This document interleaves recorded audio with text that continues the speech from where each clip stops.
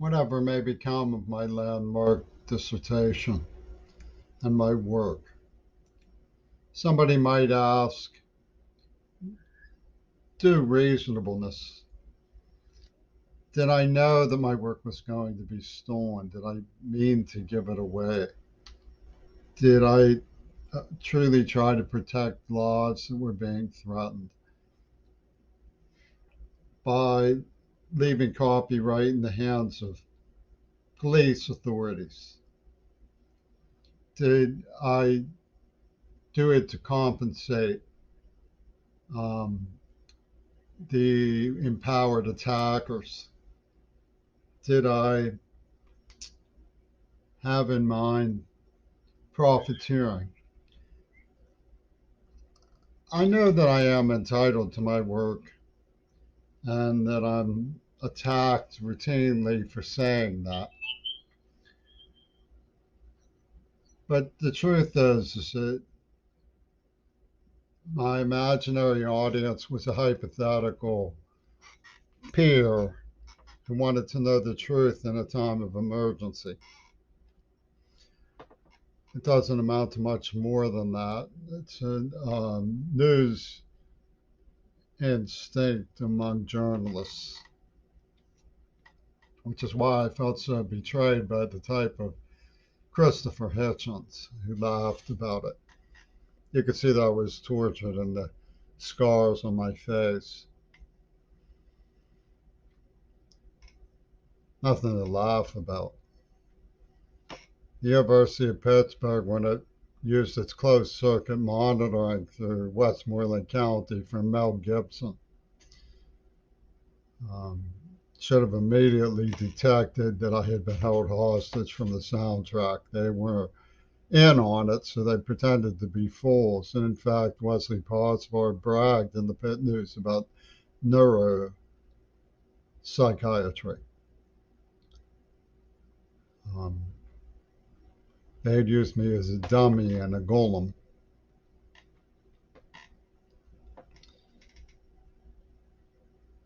Now, the convolutions that take place evade public scrutiny for seeming to be parallaxes that can't be resolved. For example, Reagan's attorneys from the Westmoreland County crowd had me in D.C. for him the night before he claims he was shot. He came out and waved to me. And they gave me a brochure that said there's no such thing as objective reality, only what the jury believes.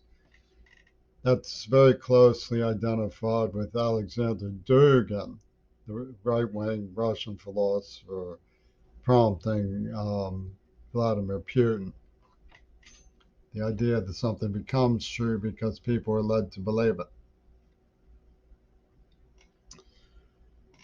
Well, it's cinema of the real, or what the crowd around John Lennon called plastic reality.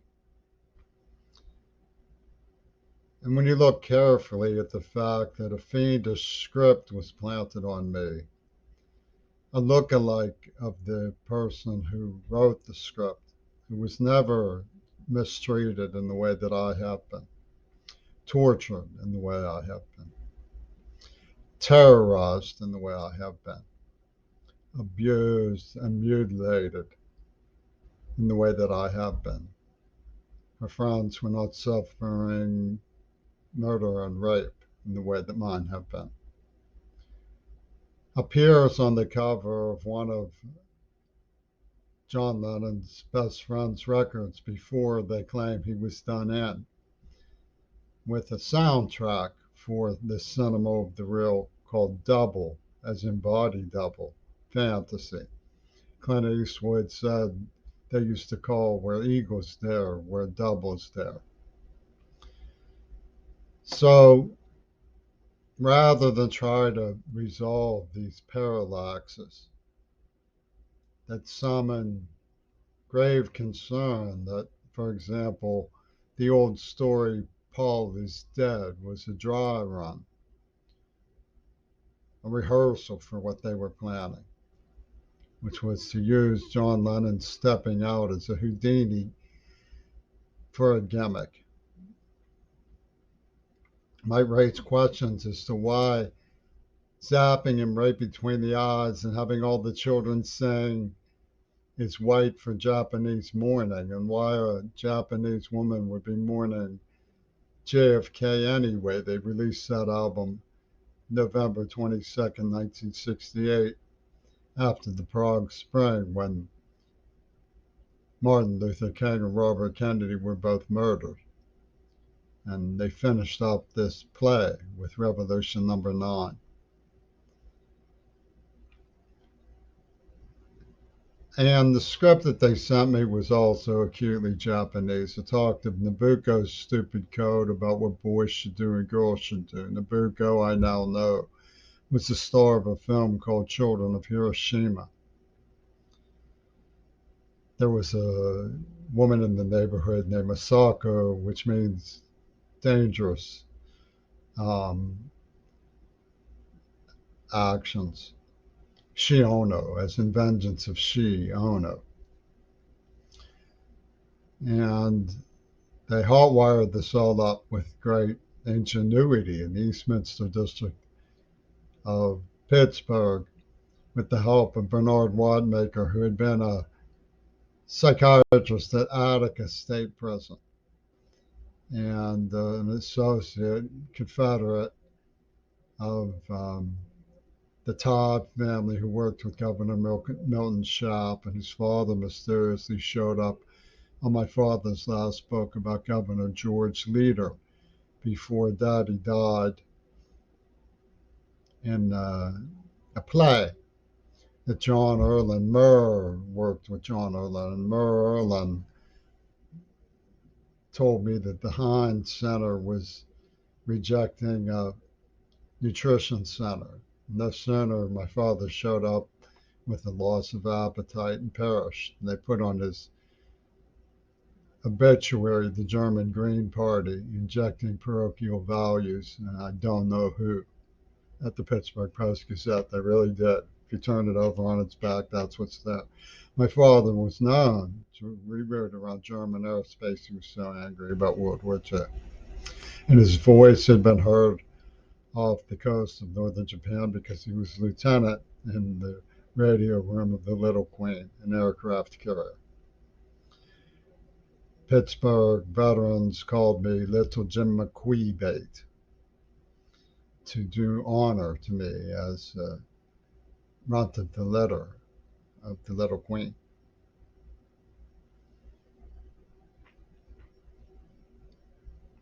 And they managed to have me there, but things got complicated because I hitchhiked all the way from Pittsburgh to St. Louis just to hear Robert Fripp play, and stopped in East St. Louis to watch Jimmy Carter's speech on the spiritual melee of the United States. Became a supporter of Jimmy Carter. I remember that one of his campaign platforms was a solar energy bank, something we're only now getting around to 42 years later. It's a long time. And Fripp, when he got to know me, wasn't about to listen to any talk about ecology or eco schools, but there was talk, and I was talking about the Project End Hunger, also laughed at by the Federal Emergency Management Agency crowd from Westmoreland County at the University of Pittsburgh.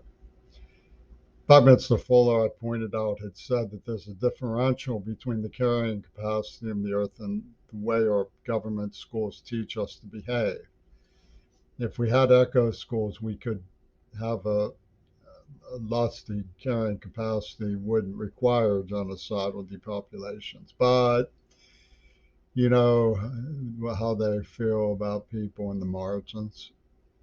I suggested a greenhouse at the community college in the 70s, early, I think it was the 70s. And they're like, oh, poor little Jim McQueebate, always the aquarium. Turns out the aquariums were the ones running the show in the pornography genocide that Nabokko's stupid code about what boys should do and girls should do signified as the triumph of Midori Goto for the United Nations. I mean, philosophers say if you can control your lust, you can do anything. But if you sleep around with your homegirls for warmth and, solve your rent problems, and, you're going to get the parochial wiggle. Finger or fate's going to jam you up real good for Trump tomorrow. And they release the AIDS attack, poison me in the mouth, and then release COVID.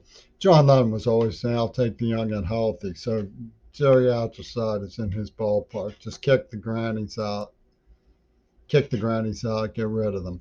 But he stepped out so he wouldn't be around to have to be answerable to the marijuana allegations that swing folk cults pendulum back and forth between the moral and the amoral, the street realities, and so on. Angela Davis, there's a book about her and Jacqueline Onassis in France. It's called Dreaming in French. Notice AD, Angela Davis, like Jefferson Davis, and AD, Aaron Dixon, like Mason Dixon. They have this whole thing signified. AD is like after you're dead, we'll use you as we please. They call me the Chosen, which is some weird Jerusalem idea for dragging around somebody you tortured and saying everybody wants to poach him. They used a mania for money, a lottery gag. I mean, the unions don't care about rights, especially when there's a lottery mania around. And what's the lottery mania? Victim status. You know how they think. They think it wouldn't even matter if I won now. They got so many laughs. They castrated me. They raped my advocate. They murdered 4 more Kennedys and rubbed it in my face. They're vampires. People keep cheering them. Person's letters came from Woods Hole, where that crabby Noam Chomsky's Z magazine comes from, and where Kennedy's plane came down. He's not above suspicion. They call it a twist of Lenin. It's like a Mobius twist. You can't catch me because I'm already dead. The sort of thing Manson used to say. And they were playing Helter Skelter. Leslie provided, from her vantage point at Jabberwocky with John Schulman, the historic museum thief of Pittsburgh, so much tonic to bray about Helter Skelter, do you or don't you want me to make you, that Fripp announced this agency that virginity proved rape. And that's a real doozy from Jaime Carbonell and Andrea Swimmer and Neva Corporation's impingement on the neurotransmitters of Brian Milne's golem. There are things I can't even bear to show you. The Soldier of Fortune magazine they rubbed in my face when I was in trauma. I might show it to the police if they really have to see it, but I have it where it's taped up, shot. Nobody should have to see that. And of course, Michael Reagan comes digging for his favorite scene, which is a god awful, lewd mistreatment of a 9-year-old, which was me. He's like, "I'll keep digging, queerball, if you don't show us that god awful face. I'll just get myself in trouble showing you that." They rubbed my face in it. They should never show anybody, and they were showing a traumatized 12-year-old who was hostage to them while threatening to kill him, torturing him, and poisoning him. Were they putting up? They were putting up things like the song "Flame Over Africa," predicting this jungle steamboat that they mongered up from the fossil fuel age. So I mean, this is just what they did. He's doing covers photo and that. So where did I realize this was going on? Was Lazarus back from the dead was being used by, like, Franklin Graham says, this guy called himself Hitler because he was proficient in his duties with prisoners in an illegal CIA operation. And then he doesn't want to be called anymore. He wants to be called Lazarus because he's the chaplain. And Hitler is Lazarus now because he's back from the dead. And Franklin Graham gets all weepy and embraces him. And they have this Lazarus with the U.S. over the swastika sitting next to Reagan in this wartime film. And Errol Flynn, who lived in Laurel Canyon with Houdini.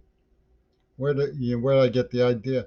I went researching, discover what the fourth way was doing, the fourth dimensional intelligence circuit was doing with Cubists and the Italian fascists around D.W. Griffith, who were into Italian futurism and Cubism. They were dreaming of a cinema that was so powerful they could convince people. Like Dan Rather said, Kennedy's head goes violently forward after he sees his operative film, which got locked in his safe, when really it goes violently backwards. A cinema so powerful they could use news to convince people of anything they wanted, make them believe it. There's no such thing as objective reality, only what the jury believes. That's what Reagan's attorney said to me, gave me a brochure reading right when, he comes out and waves to me and then pretends to be shocked. I mean, he was a Hollywood magician. He was the master of Hollywood. And he was playing this so they could say that they were calling me searching for victim status.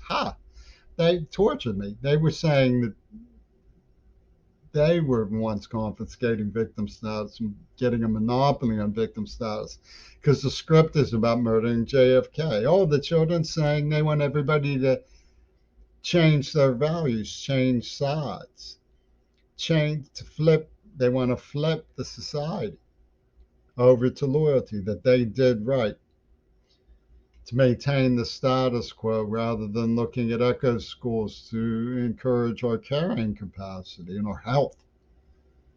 Instead, they'll take the young and healthy. They kick out the grannies in that. So, Ouspensky was a fourth way operator hanging out with Picasso and Prokofiev, the musician. And these were thoughtful circles of people. I mean, there was some of them were perfectly innocent. Hemingway was interested in some of these Cubists. Blythe Sanders, he was lost an arm in World War I, but he was brilliant when it came to the use of language to describe the potentials of cinema. And Henry Bergson. But Filippo Marinetti introduced Mussolini to political society, and his associate Luigi Freddi embraced D.W. Griffith in 1924 in Italy. And D.W. Griffith, his middle name was Wark, W-A-R-K. They're building a war ark, an ark of war, ark from war. Was saying the undreamed of potential system. And they're the ones who made the Burning Cross first use of the Burning Cross. It was adopted from their movie. And then they were the same team who made that god-awful image of the U.S. over the swastika, where it says, rather us, like Lazarus, with Reagan next to a bust of Hitler and Errol Flynn, who lived in Laurel Canyon with Houdini.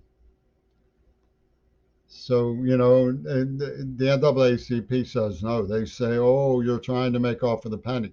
They organized the postal union not just to kill Cersei Kennedy and two of her family, but they'd rip and murdered Shannon Harps over a penny. Aaron Dixon was sitting outside in his big green machine the next day to, boy at me about it. Over a penny. Cultural victim status. Whoa. Who gets to play the wheel of reality in the lottery mania? It's ridiculous. And behind it is this god-awful Ouspensky associate brat from England, Robert Fripp, with his dippity-doo authenticity. He has a postcard with my name on it that I gave back to him. And so I'm supposed to buy into their machine to establish my legitimacy. He's going to confirm my legitimacy after they attack me blindside and torture me and put me to work as a slave without pay through my whole life, castrating me, raping people who love. And they say that I'm the immoral one. What did I do? Girls and boys keep warm together. Didn't you know that? What's all this? Girls and boys keep warm together. Didn't you know that? I'm not some exclusive individual. I mean, I had a friend, who made off with a couple of my girlfriends. I asked him one time, sort of, playfully, were you making love to the her? And he goes, that's what boyfriends and girlfriends do. Like he was like as though he was talking to some idiot. I'm saying the same thing. You must be some sort of idiot. Now if you want to teach people to be celibate, you should explain to them about carrying capacity, about show that the society cares for their future, that they want them to stay alive, not ship them off inexperienced to a war. Reagan put out a movie. He was so hateful towards American soldiers. He put out a movie where this woman says, before you go to the front, make love to me. He's like, what do you mean? What do you mean? Sacrifice our virtue just because we're going to go to war? He like attacked, but everybody knows women were sleeping with their men before they sent them off to battle. Martha Gellhorn wrote to me once, and I know for a fact from her writings that she was sleeping with men at the front because they were going into battle, and it meant so much to them. And she said it meant nothing to her. Some women don't care. Some women don't put the hypno obsession with virginity on themselves. They don't. That's a lot of different people, but if you're going to talk about it, you should say we build echo schools and we're making sure to keep the peace and we learning about each other and we care about each other and we're trying to enhance the carrying capacity. But we need to be careful of population. How hard is that? Instead, you jam up with God, guns, and rock and roll, God, guns, and rock and roll, and then run a virus through them. I'll take the young and healthy, kick the grannies off the earth. Mel Gibson people pulled this. And that's all this twist of Lenin. Oh, no, Lenin really died that day. Oh. But all of the Ouspensky material, all of the codes, like Casper, the friendly ghost, show that this was King Edward's idea. Look at Veronica Lake's. Now you see it. She holds the symbol of the Ace of Spades, which is a symbol of death, and then comes back from the dead in the end. It's a magic show. The whole thing was cinema of the real, a magic show, double fantasy. They even used flexes from the 50s. It will be like starting over from Ayn Rand's We the Living, which they used as the song. It will be just like starting over. And this is the way that they played this farce. And all of the evidence makes it perfectly clear that there's a parallax that the media refuses to address because they know it comes out. That the only way you can explain it is that John Lennon gave this shebang as a blank check for revenge to his so-called widow. And he named the whole thing Soul, like the rising sun, for his bratty, stupid bastard kid who commands the rank and file of the neo-Nazis in America. What do they care if my father was a school bus driver? They bumped him off and stamped don't know who on his obituary. And nobody investigates. What does the University of Pittsburgh care? They're chasing me around like mad hatters, saying we think you failed to tip a waitress at Ritter's one night. What do you mean I failed to tip? Was that the night that somebody bought me something to eat? I mean, yeah, and this is important. Don't laugh. We must know. While they're bumping off a senior faculty member. Yeah, and this is an interrogation system, and the Parallax would question why are they using a neuro-obsessive lie machine to interrogate an innocent person instead of the conspicuously guilty who appear on their rock albums. Lookalikes appear, the archetypes of them appear on the rock albums. And in Seattle Center, with the same symbology. The geisha with its mouth open like in the Court of the Crimson King with the umbrella between the legs of the vine, then it looks like Burstyn but represents Ms. Goethe. This is all thought out in special detail by D.W. Griffith's Ouspensky machine, which is funded in large measure by the Rolling Stones.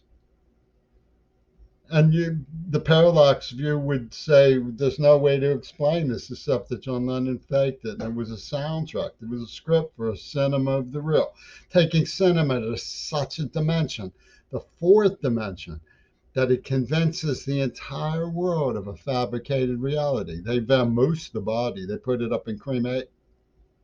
You saw what plastic surgery Elizabeth Taylor accomplished with Michael Jackson when it came to surgery, plastic surgery.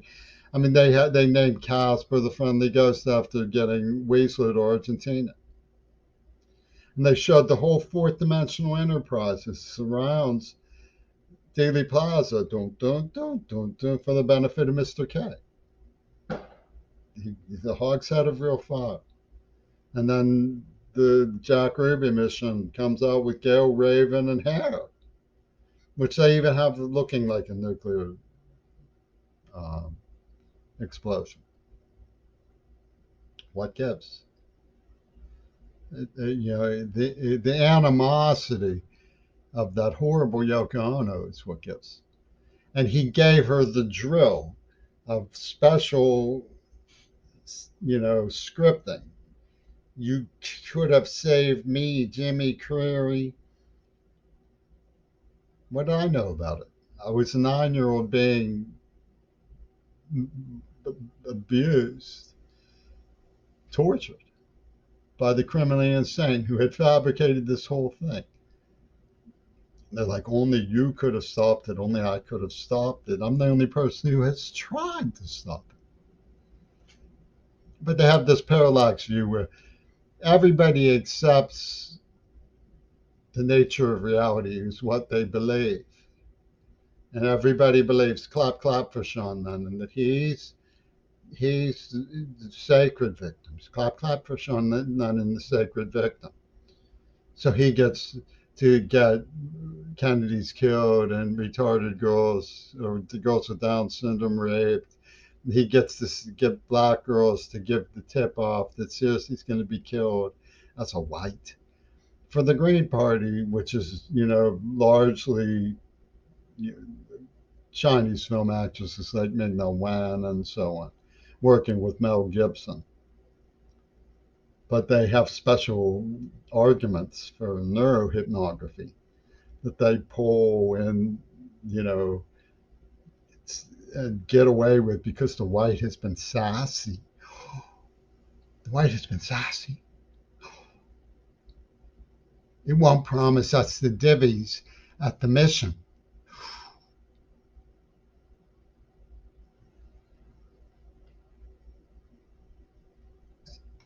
It's transparently a scam. And they drafted me in a secret illegal cult to the scam. And they want to put my name on it and demand that I endorse it.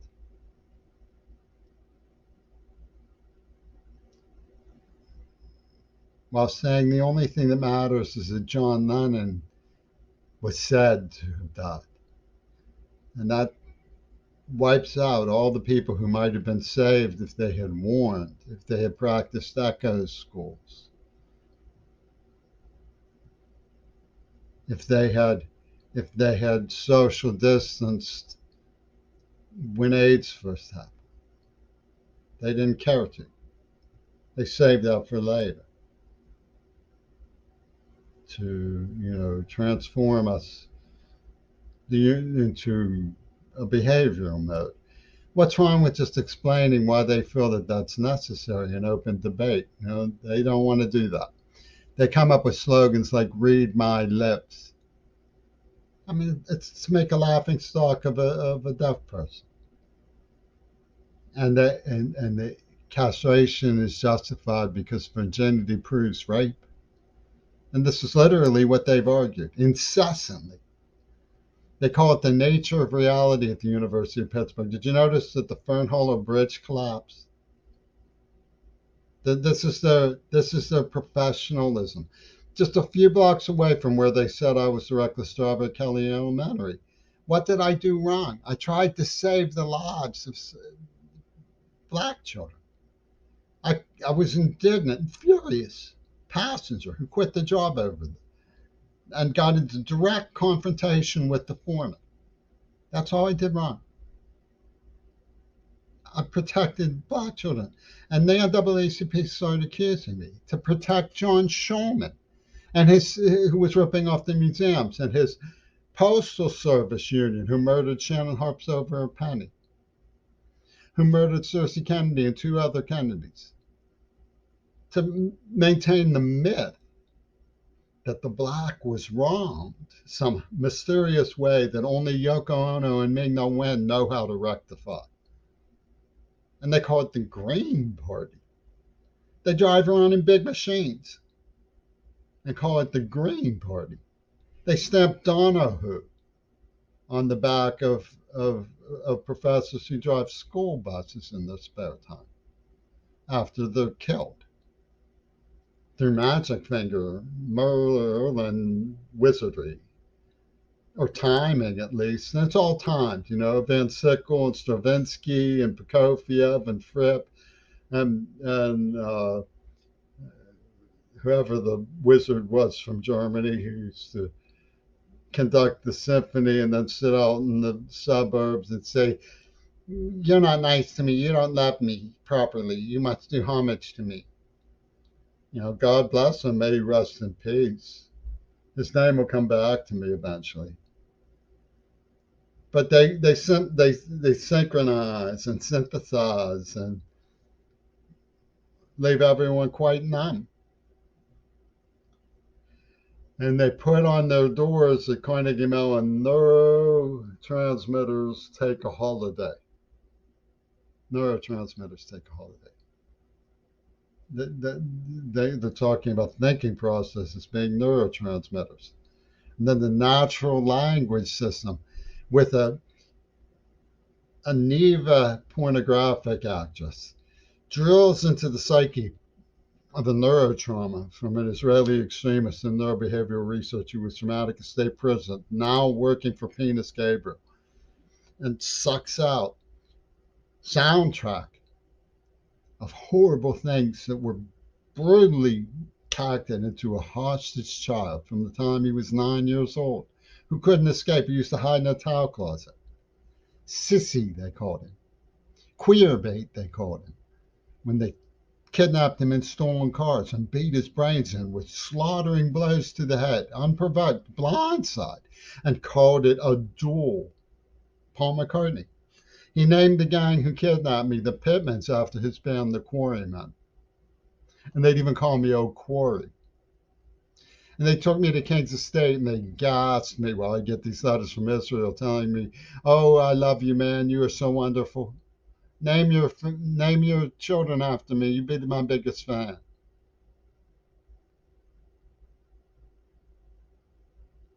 And set to the tune of King Crimson, which has the same encryptions. It's the same soundtrack. The whole thing is. The only thing they can't do is get along, be nice to people. That's the only thing they can't do. That's they absolutely refuse to think about ecological future, to make sure people have water, to investigate poison crime. They refuse. Why should they? Why should they talk openly about their fears of overpopulation when they can man the laboratories and have a genocide? Why? What's wrong with them? Is there something? Is there something? They go and promote themselves as the wizards of morality. They are the wizards of morality. Doesn't make any sense. Why does somebody like me have to keep talking about it? Why can't other people realize that we have to be more careful of these things. Why are we letting Wispensky get over us at the municipal because some complete stranger in a big car has it in for the idea that a deaf white person might be rewarded for his hard work? Reward? How would you like a bullet for a reward? They answer. That yeah, this is not a charming social situation, and it's being allowed to happen by people who would never stand for living with it. They just think, why not let him live with it? Go ahead. That's queer bait. Everybody knows queer bait. Look, he's 61 years old. He managed to pull it through. He's a poet. Just let it. Yeah. The truth is I'm not pleading. I'm not going. I've tried to sue, but I'm not going around howling for money. I'm just saying that I know that people are positioning themselves to steal rightful earnings from me. They're positioning themselves to do that. That's my point. They're positioning themselves to siphon it. From back in the days when the Pitmans used to make me steal from my mother so I could buy them lunch. And they never thanked me. Mother never asked me what was going wrong. I'd come out of the top shelf of the towel closet when she came home. I felt a little safer. What gives with this Amanda Harcourt creep? Saying she has the right to poison me in the mouth, castrate me, because she's playing this little voodoo doll, a game of this little voodoo doll. She has AIDS victims whispering in her ear, this little voodoo doll. I'm gonna play this little voodoo doll with this white. She's white. She works for Penis Gabriel. She's playing this little voodoo doll. This little voodoo doll. And American intelligence just ignores it. They knocked the two towers down. Oh, that'll go away. Blame Iraq. Oh, we'll blame Iraq. That'll make us rich. We'll get oil wells burning all over the place. What gives with American intelligence? Blanken must know some of this is going on. He seems like a level-headed individual. And Chomsky comes out and talks about America's fragile empire. We're not a fragile empire. We're just under attack. It doesn't make us fragile. It just means that loose screws are jumping in our faces. And how can we have a society that's compatible with social norms around the world when something this weird is being hot wired in by Her Majesty's scene? I mean, she's out there knighting these people who used to do acid, and then demanding to know why a white suck who's been tortured who now deaf is blending in with somebody from Reagan's Israeli intelligence service and the Federal Emergency Management Agency, who hands him a joint while WQED is obsessively filming. I mean, it's the strangest, most hypocritical and arbitrary pseudo investigation that was ever hacked together. And it's obviously being done by the people who pulled the whole thing. But you get this parallax where the only explanation is that John Lennon was the mastermind. And that's unacceptable to the cinema of the real, who say that it's what people believe that makes it real. I guess that's what their argument for religion is. God is there because we want God to be there or something. I don't, I'm sure that they could endlessly spin stories around that. One of these guys, Blaise Sanders, used to spin stories. When you start blending fact from fiction, you can start historical fictions, But it's nice to get through your head that John Lennon's so-called death was a historical fiction that was pulled on us. I think, then the parallax resolves. And you see for yourself what we've been doing to ourselves. by granting power to deceive us in a hybrid zania to people like Penis Gabriel. I mean, he's just a lot of opinion. They're just playing let's zap the monkey, voodoo. What possible legitimacy, social legitimacy, patriotism, American establishment legitimacy could Moon Unit Zappa possibly have attacking a deaf person who's struggling to get an education because of some Howard Stern people from high school? I mean, it's macabre idiocy, and yet they don't even think to review themselves about how many lives they could have saved by warning people about what was going on. So when asked me why were you doing all this work, all this thankless work, I just want you to know what happened. It's an emergency service. I just want you to know what happened. I want my homies to be safe. I don't want to see the whole world go up in smoke because of a fallacy. I mean, I believe in eco schools. I mean, I think it's important that people in government services get the idea that we have to make ourselves more compatible by bravely channeling our knowledge into decreasing the differential between our activities and the actual carrying capacity of the earth so we don't get driven into alarming extremes.